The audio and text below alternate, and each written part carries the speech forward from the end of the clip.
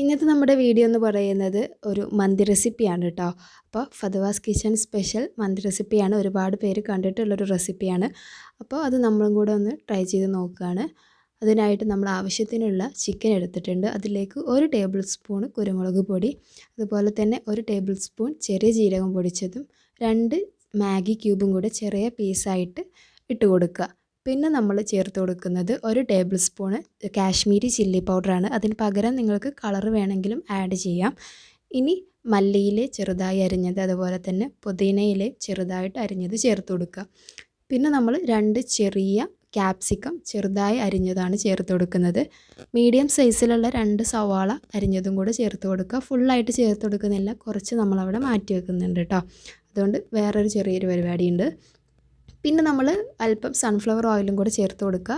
പിന്നെ 1 table spoon പച്ചമല്ലിയും കൂടെ ചേർത്ത് കൊടുക്കുകയാണ്. പൊടിക്കാത്ത മല്ലിയാണ് കേട്ടോ. ഇനി നമ്മളിതെല്ലാം കൂടെ നന്നായിട്ട് കൈക്കൊണ്ടൊന്ന് മിക്സ് ചെയ്തിട്ട് എടുക്കുകയാണ്. അപ്പോൾ ആ ഒരു മാഗി ക്യൂബൊക്കെ നന്നായിട്ട് പൊടിഞ്ഞ് ആ ഒരു ഉപ്പിൻ്റെ ആ ഒരു ടേസ്റ്റൊക്കെ നന്നായിട്ട് ബാലൻസ് ചെയ്തിട്ട് വരണം. അപ്പോൾ ഉപ്പ് കുറവായിട്ട് തോന്നുകയാണെങ്കിൽ നിങ്ങൾക്ക് മാഗി ക്യൂബ് ഒന്നും കൂടെ ചേർത്ത് കൊടുക്കാം, അല്ലെങ്കിൽ ആവശ്യത്തിനുള്ള ഉപ്പ് ചേർത്ത് കൊടുക്കാം. ഇതിപ്പോൾ പാകത്തിനുള്ള ഉപ്പൊക്കെ കറക്റ്റാണ്. അപ്പോൾ ഇനി ഉപ്പൊന്നും ഇനി ചേർത്ത് കൊടുക്കുന്നില്ല. കുറച്ച് കളറിൻ്റെ ഒരു കുറവുണ്ടായിരുന്നു. അപ്പോൾ നമ്മളതിലേക്ക് കുറച്ചും കൂടെ കാശ്മീരി ചില്ലി പൗഡർ ചേർത്ത് കൊടുത്തിട്ടുണ്ട്. എന്നിട്ട് നന്നായിട്ടൊന്ന് മിക്സ് ചെയ്തിട്ട് എടുക്കുകയാണ്. ഇപ്പോൾ റെഡിമെയ്ഡ് കളറൊക്കെ ചേർക്കുന്നതിന് പകരമായിട്ടാണ് ഈ കാശ്മീരി ചില്ലി പൗഡർ ചേർക്കുന്നത്. നിങ്ങൾക്ക് വേണമെങ്കിൽ കളർ ചേർത്ത് കൊടുക്കാം കേട്ടോ. ഇനി മിനിമം ഒരു മണിക്കൂറെങ്കിലും, സമയമില്ലെങ്കിൽ ഒരു അരമണിക്കൂറെങ്കിലും റെസ്റ്റ് ചെയ്യാനായിട്ട് വെക്കുക. ഇനി നമ്മൾ കുറച്ച് നേരം വെള്ളത്തിലിട്ട് വെച്ചിട്ടുള്ള ബസ്മതി റൈസാണ്. 1 കിലോ ബസ്മതി റൈസ് ഉണ്ട്. ഇത് നമ്മൾ വെള്ളമൊക്കെ പോവാനായിട്ട് ഒന്ന് ഊറ്റാൻ വെച്ചിരിക്കുകയാണ് കേട്ടോ. ഇനി നമ്മൾ ചോറ് വേവിക്കാനായിട്ടുള്ള വെള്ളം അടുപ്പിൽ വെച്ചിട്ടുണ്ട്. നമ്മൾ ഗ്യാസിലൊന്നല്ല കുക്ക് ചെയ്യാൻ പോകുന്നത്, വിറകടുപ്പിലാണ്. അപ്പോൾ അതിനായിട്ട് നമ്മൾ ആവശ്യത്തിനുള്ള വെള്ളം വെച്ചിട്ടുണ്ട്. അതിലേക്ക് കറുവപ്പട്ട, ഗ്രാമ്പൂ, ഏലക്ക, പിന്നെ കുറച്ച് കുരുമുളകും കൂടെ ചേർത്ത് കൊടുക്കുക. പിന്നെ ആവശ്യത്തിനുള്ള ഉപ്പും കുറച്ച് സൺഫ്ലവർ ഓയിലും കൂടെ ചേർത്ത് കൊടുക്കുക. അത് റൈസ് തമ്മിൽ ഒട്ടിപ്പിടിക്കാതിരിക്കാനാണ് നമ്മൾ സൺഫ്ലവർ ഓയിൽ ചേർത്ത് കൊടുക്കുന്നത് കേട്ടോ. വെള്ളം നന്നായിട്ട് തിളച്ച് വരുന്ന ടൈമിൽ നമ്മൾ കുതിർത്ത് വെച്ചിട്ടുള്ള അരി ചേർത്ത് കൊടുക്കുക. ഇതുപോലെ ബൾക്കായിട്ടൊക്കെ ചെയ്യുമ്പോൾ നമ്മൾ വിറകടുപ്പൊക്കെ ഉണ്ടെങ്കിൽ അവിടെ ചെയ്യുന്നതായിരിക്കും ഏറ്റവും ബെറ്റർ. ഇപ്പോൾ ഗ്യാസിനൊക്കെ ഇപ്പോൾ ഒരുപാട് നല്ല വിലയുണ്ടല്ലോ. അപ്പോൾ ഇങ്ങനെയുള്ള ടൈമിലൊക്കെ വിറകടുപ്പിൽ ചെയ്യാം. ഇനി നമ്മളിത് നന്നായിട്ടൊന്ന് തിളക്കാനായിട്ട്, അതായത് വേവുന്നത് വരെ അടച്ച് വെച്ചിട്ട് വേവിക്കാം കേട്ടോ. ഇനി നമ്മൾ മറ്റേ അടുപ്പിൽ നമ്മൾ റെസ്റ്റ് ചെയ്യാൻ വെച്ചിട്ടുണ്ടായിരുന്ന ചിക്കൻ എടുത്തിട്ടുണ്ട്.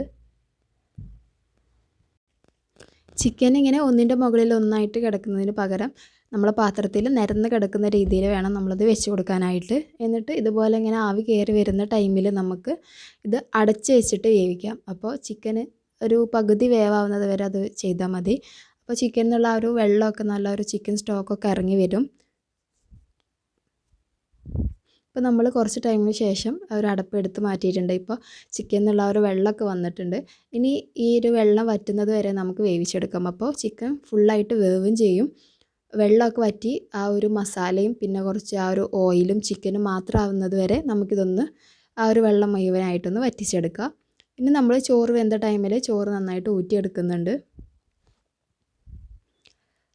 ഓയിൽ ചേർത്തുകൊണ്ട് തന്നെ അരികളൊന്നും തമ്മിൽ ഒട്ടിപ്പിടിച്ചിട്ടില്ല. ഓയിൽ ചേർക്കുന്നതിന് പകരം വേണമെങ്കിൽ നിങ്ങൾക്ക് ലെമൺ ജ്യൂസും ചേർത്ത് കൊടുക്കാം. അപ്പോഴും ഇങ്ങനെ റൈസ് തമ്മിൽ ഒട്ടിപ്പിടിക്കില്ല കേട്ടോ. ഇപ്പോൾ ഇതിലുള്ള വെള്ളമൊക്കെ നന്നായിട്ട് വറ്റിയിട്ടുണ്ട്. ഇനി നമ്മൾ ചോറ് ഇതിലേക്ക് ഇട്ടിട്ട് ദം ചെയ്യാനായിട്ട് പോവുകയാണ്.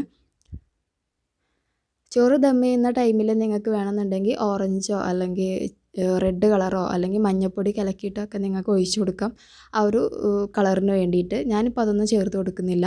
ആ ഒരു മസാലയിലുള്ള ആ ഒരു കളർ തന്നെ മതിയാവും കേട്ടോ.